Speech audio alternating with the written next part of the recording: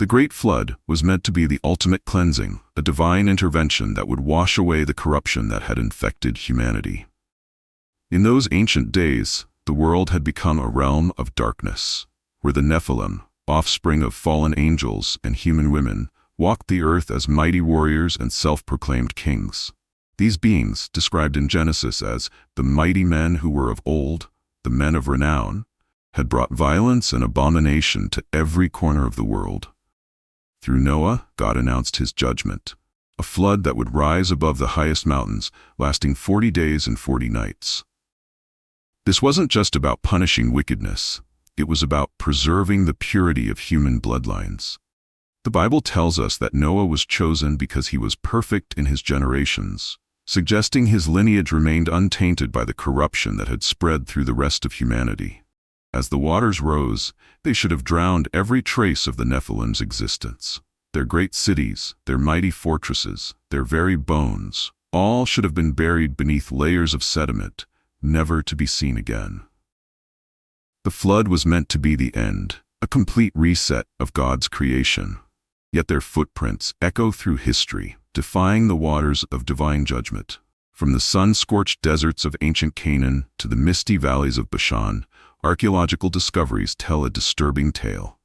Massive stone structures, too heavy for ordinary humans to move, still stand as silent witnesses. The megalithic stones of Baalbek, weighing hundreds of tons, raise questions that historians struggle to answer. Ancient texts from every corner of the world speak of giants who ruled after the waters receded.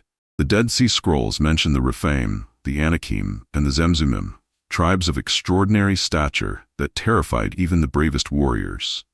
When the Israelite scouts entered Canaan, they reported seeing beings so tall that we seemed like grasshoppers in our own eyes. In the tomb of King Og of Bashan, described in Deuteronomy as the last of the Rephaim, an iron bedstead was found measuring 9 cubits long, approximately 13 feet. The Sumerian king list speaks of rulers who lived for centuries, wielding power beyond human measure. These aren't just legends, they're historical records, preserved across multiple civilizations, each telling the same unsettling story. This raises disturbing questions that challenge our understanding of biblical history. If the flood was meant to eliminate all traces of the Nephilim, why do we find their imprints in the chronicles of post-flood civilizations? The Bible itself acknowledges their continued existence, stating in Genesis 6:4 that the Nephilim were on earth and also afterward, a phrase that has puzzled scholars for centuries. The tales of these beings aren't confined to a single culture or region. The ancient Egyptians recorded the deeds of the Shemsu Hor, the followers of Horus, who were said to be of extraordinary height and power. Greek mythology speaks of the Titans, whose description eerily mirrors the biblical accounts of the Nephilim. The Hindu Vedas tell of the Danavas, giant beings who challenged the gods themselves. These parallel accounts force us to confront an uncomfortable possibility. Either something survived the flood, or something returned. The implications shake the very foundations of our historical narrative. Was the flood's cleansing power somehow incomplete? Or is there a deeper mystery hidden in the bloodlines of ancient peoples?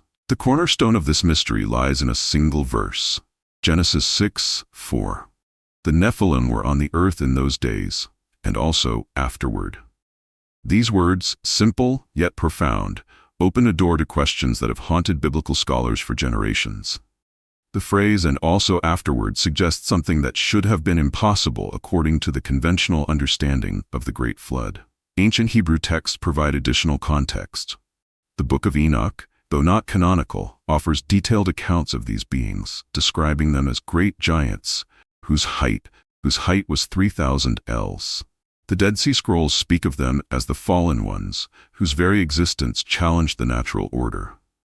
In the Book of Numbers, we find the terrified reports of the Israelite spies who encountered their descendants in Canaan. We saw the Nephilim there. We seemed like grasshoppers in our own eyes. The Babylonian and Sumerian tablets tell of kings who ruled for impossible lengths of time, possessing strength and stature far beyond human norm.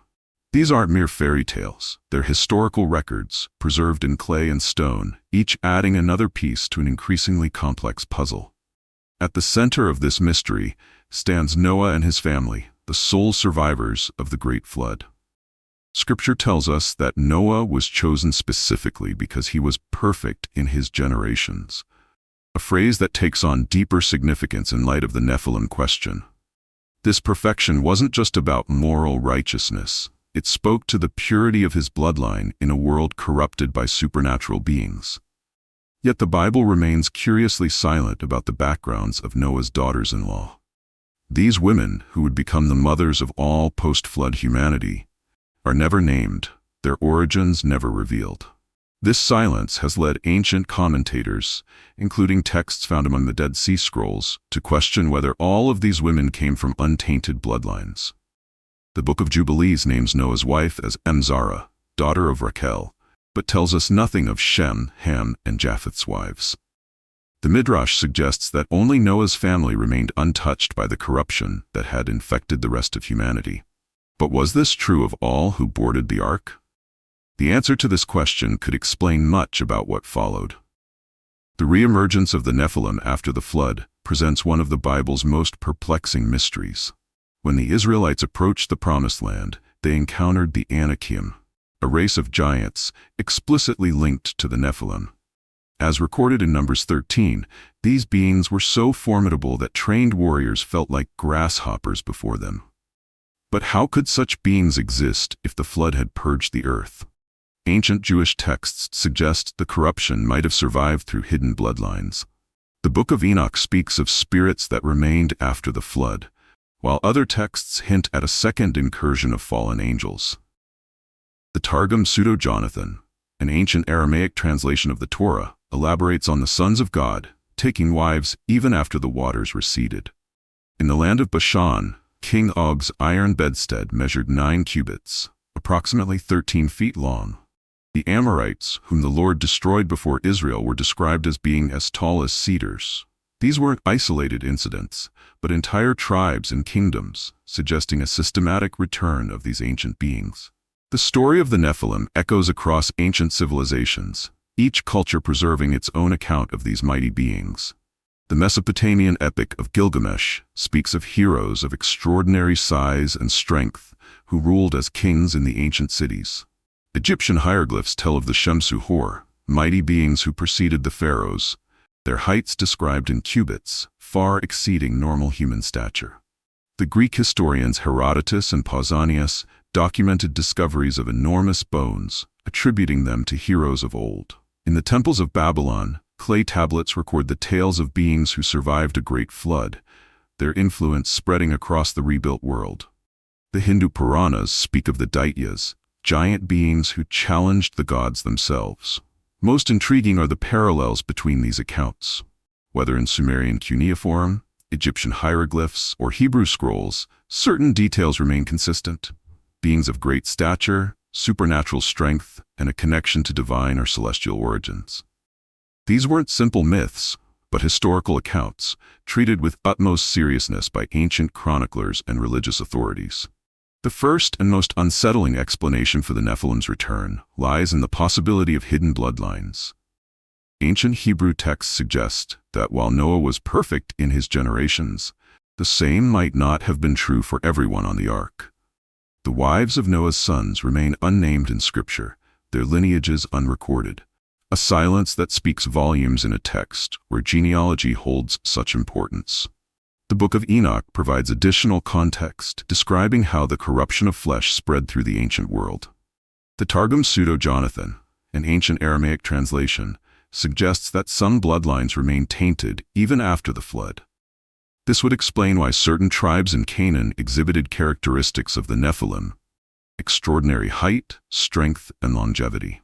In the lands east of Jordan, entire kingdoms arose led by beings of tremendous stature. King Og of Bashan, described in Deuteronomy, required a bed 13 feet long. The Anakim, encountered by the Israelite spies, were said to be descendants of the Nephilim. These weren't isolated incidents, but entire family lines, suggesting something fundamental had survived the waters of judgment. The Dead Sea Scrolls speak of these bloodlines as a continuing threat, one that required complete elimination. This explains God's command to destroy certain tribes entirely, not just their warriors, but their entire lineage. It wasn't mere conquest, it was preservation of the human bloodline. The second theory delves deeper into the spiritual realm. Ancient texts suggest that the original incursion of fallen angels, the sons of God, mentioned in Genesis, may not have been an isolated event. The Book of Enoch speaks of 200 watchers who first descended on Mount Hermon, but hints at others who remained in the celestial realm, watching and waiting. After the flood waters receded, ancient chronicles from Mesopotamia to Egypt tell of divine beings who descended to teach mankind civilization anew. The Sumerian king list describes rulers with impossibly long lifespans who received kingship when it descended from heaven. Egyptian hieroglyphs speak of the Neteru, divine beings who walked among men, establishing dynasties and building impossible monuments. The Dead Sea Scrolls contain warnings about these beings, describing them as those who fell from heaven. The Book of Jubilees elaborates on this, suggesting that the corruption of flesh could occur more than once. This would explain why, generations after the flood, Joshua and his armies encountered entire kingdoms of giants in the land of Canaan. This theory is supported by the pattern of their reappearance, always accompanied by advanced knowledge, sophisticated architecture, and religious systems centered on celestial worship. The Rephaim, the Anakim, the Zamzummim, each tribe bore characteristics that set them apart from normal human development. The third theory, drawn from ancient religious texts, suggests that the flood was never meant to completely destroy the Nephilim, but rather to transform their influence.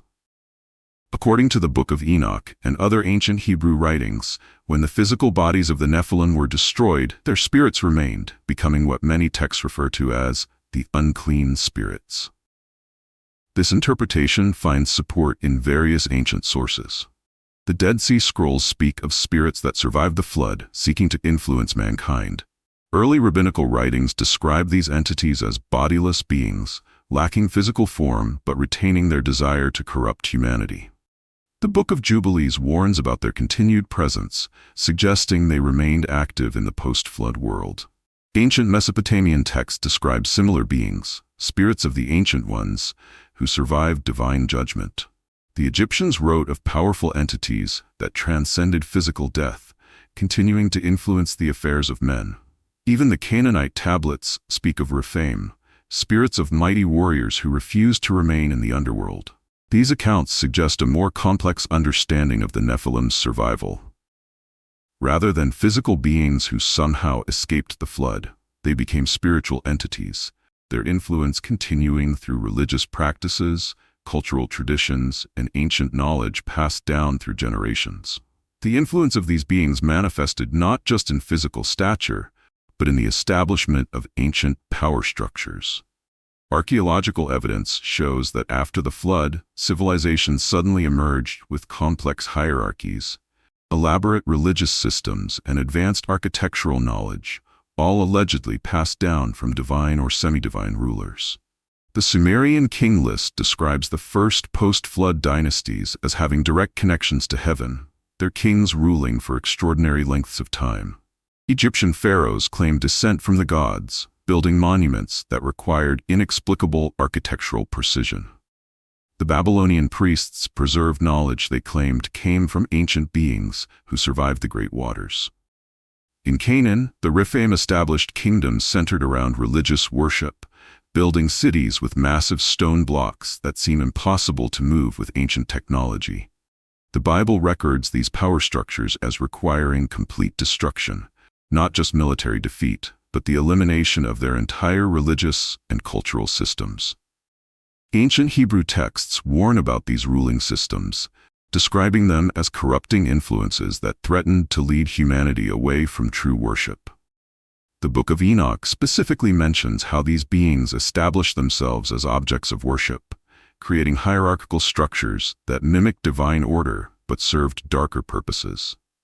This pattern of supernatural influence expressing itself through human power structures appears consistently across ancient civilizations, suggesting a systematic attempt to re-establish pre-flood dominion over humanity. The physical evidence of these ancient beings lies scattered across the world's archaeological sites, challenging our understanding of ancient history. In the regions once ruled by the biblical Og of Bashan, massive stone structures remain, constructions that seem beyond the capabilities of ancient peoples. The megalithic stones of Baalbek, weighing hundreds of tons each, still defy conventional explanations for their placement and purpose. In the valleys of ancient Canaan, archaeologists have uncovered city walls built with stones weighing tens of tons, fitted together with inexplicable precision.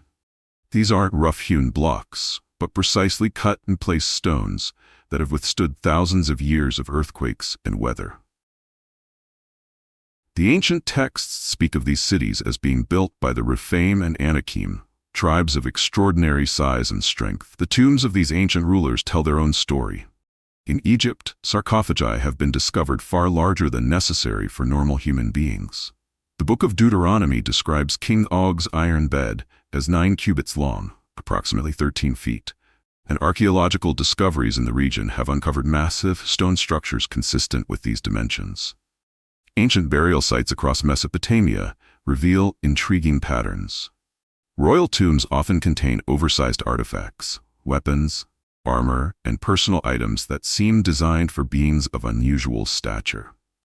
The ancient Sumerian texts speak of these kings as being divine in origin, their physical remains suggesting beings far larger than ordinary humans. These archaeological discoveries align with historical records. When the Israelite spies entered Canaan, they reported seeing beings of such size that they felt like grasshoppers in comparison. The physical evidence suggests these weren't mere exaggerations, but descriptions of actual encounters. The architectural legacy of these ancient beings stands as testament to their extraordinary capabilities. The megalithic structures of Baalbek in Lebanon feature foundation stones weighing up to 800 tons, known as the trilithon.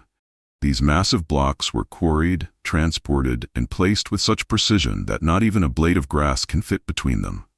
Modern engineering struggles to explain how ancient civilizations achieved such feats. In Egypt, the Great Pyramid of Giza contains stones weighing up to 70 tons, cut and fitted with mathematical precision that would challenge modern stone-cutting techniques. The ancient texts speak of these monuments being built under the guidance of divine beings, whose knowledge surpassed human understanding. The architectural precision suggests capabilities far beyond what we typically attribute to ancient peoples.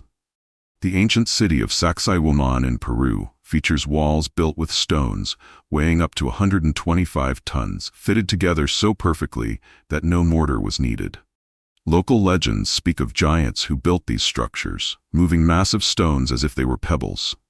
Similar megalithic sites appear across the globe, sharing impossible architectural features that defy conventional historical narratives. The biblical account of King Og's kingdom in Bashan is supported by massive stone structures still standing in modern-day Syria and Jordan. These constructions, built with stones weighing many tons each, align with descriptions in ancient texts of cities built by beings of extraordinary strength and size. Ancient temples and fortifications across Mesopotamia show evidence of construction techniques that seem beyond the capabilities of normal human beings. The precision of stone cutting, the size of the blocks used, and the complexity of design all suggest builders of extraordinary capability. The written records of ancient civilizations provide detailed documentation of these extraordinary beings. The Dead Sea Scrolls contain extensive descriptions of the Nephilim and their descendants, offering precise details about their physical characteristics and influence on human society. These aren't vague mythological references, but careful historical records maintained by ancient scribes. Egyptian hieroglyphic texts speak of the Shemsu Hor, the followers of Horus, describing them as beings of great stature who ruled before the pharaohs. The measurements and descriptions provided in these texts align remarkably with biblical accounts of the Nephilim and their descendants. Temple inscriptions detail their roles as teachers and rulers, bringing knowledge of architecture, astronomy, and governance to early civilizations. The Sumerian king list, a carefully preserved historical document, records rulers with extraordinarily long lifespans who reigned after the Great Flood. These records, etched in clay tablets, provide specific details about these kings and their supernatural origins. The consistency of these accounts across different civilizations adds weight to their historical validity. Ancient Greek historians like Herodotus documented encounters with remains of giants, providing measured descriptions rather than fantastical tales. The Roman historian Josephus wrote detailed accounts of the discovery of giant bones, treating these findings as historical facts rather than legends. These scholarly works approach the subject with careful documentation and eyewitness testimony. The Book of Enoch, while not included in the biblical canon, offers extensive details about the Nephilim that complement the biblical narrative. Its detailed descriptions of their origins, characteristics, and influence have been found to align with archaeological discoveries and historical records from other ancient civilizations. Historical accounts from various ancient civilizations provide first-hand testimonies of encounters with these extraordinary beings. The biblical narrative records the reports of the 12 spies sent into Canaan, who describe the descendants of the Nephilim with specific details. We saw the Nephilim there. We seemed like grasshoppers in our own eyes, and we looked the same to them. Numbers 13:33. This wasn't poetic exaggeration, but a military reconnaissance report. Ancient Mesopotamian court records contain detailed accounts of rulers of exceptional size and strength. The historical chronicles of Babylonian priests describe encounters with beings they considered divine or semi-divine, recording their physical characteristics and deeds with careful attention to detail. These accounts were treated as official state records, preserved with the same care as royal decrees and military campaigns. Egyptian court documents and priestly records describe interactions with beings of extraordinary stature who helped establish their earliest dynasties. These weren't mythological tales, but official historical records, complete with measurements, dates, and specific locations. The precision of these accounts suggests they were recording actual events rather than creating legends. The histories written by early Jewish scholars contain numerous references to encounters with the Rephaim and other giant tribes.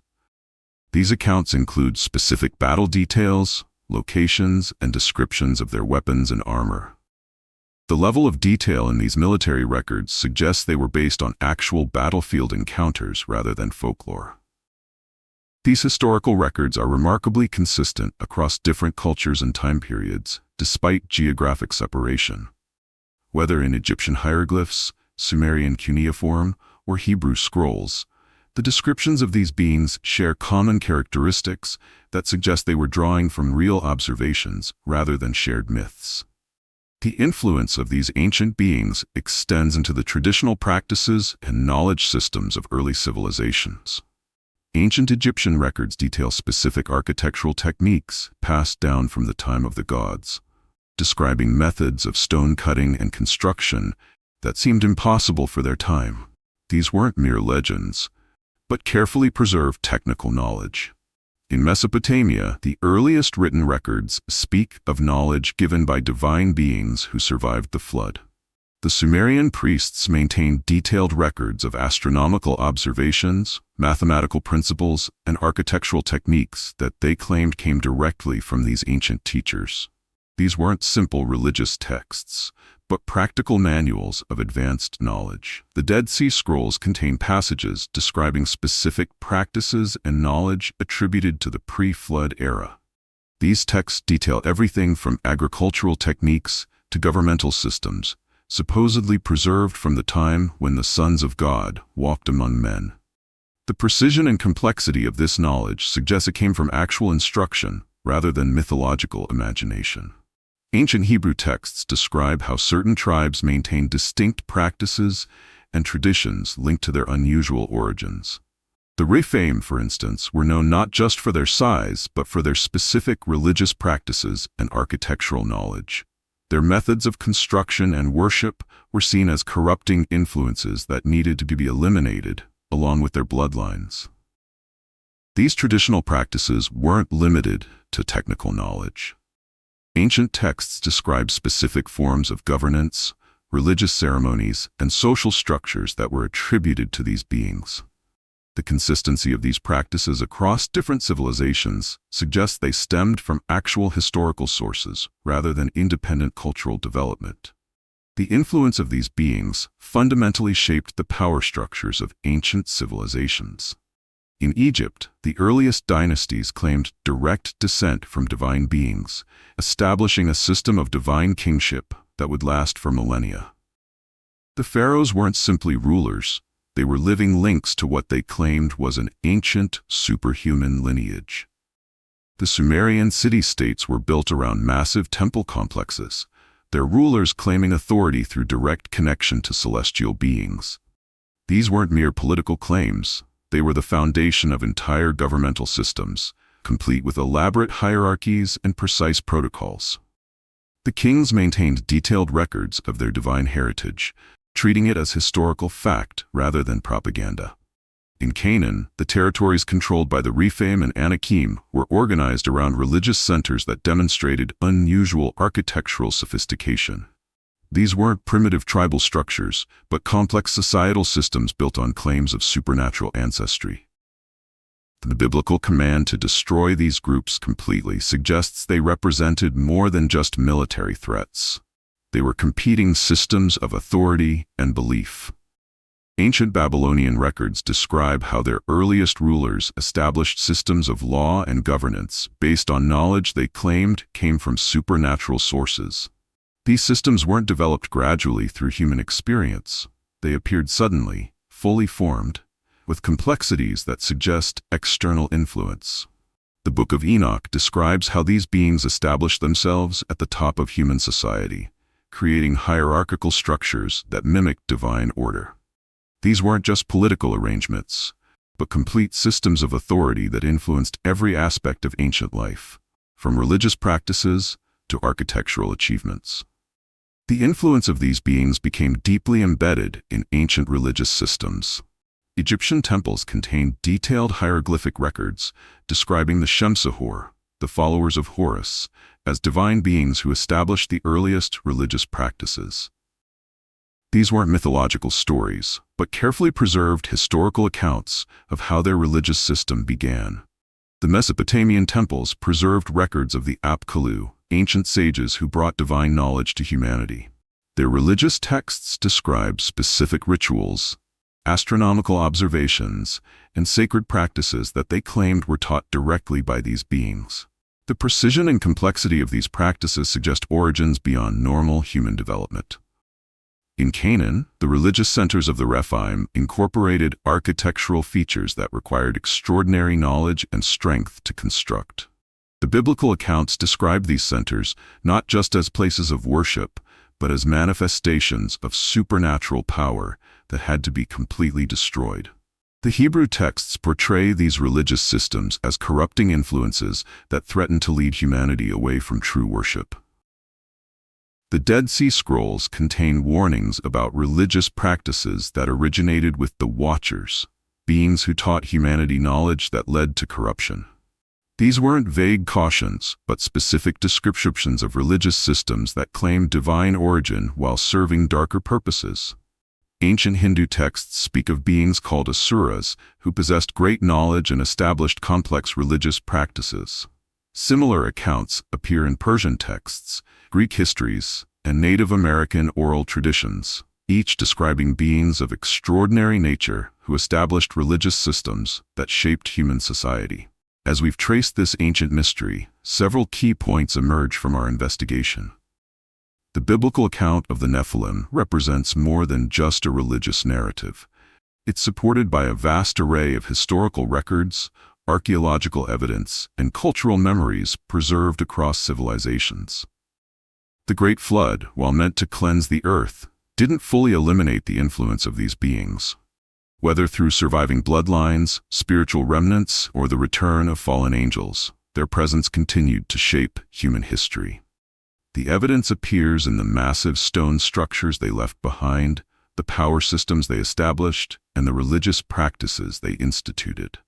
Ancient texts from multiple civilizations confirm specific details about these beings: their extraordinary size, their influence on human society, and their role in establishing early civilizations. From the Sumerian king list to Egyptian hieroglyphs, from Hebrew scrolls to Greek histories, the accounts show remarkable consistency in describing their nature and impact. Most significantly, these beings weren't simply legendary figures, but established entire systems of power and belief that required divine intervention to overcome.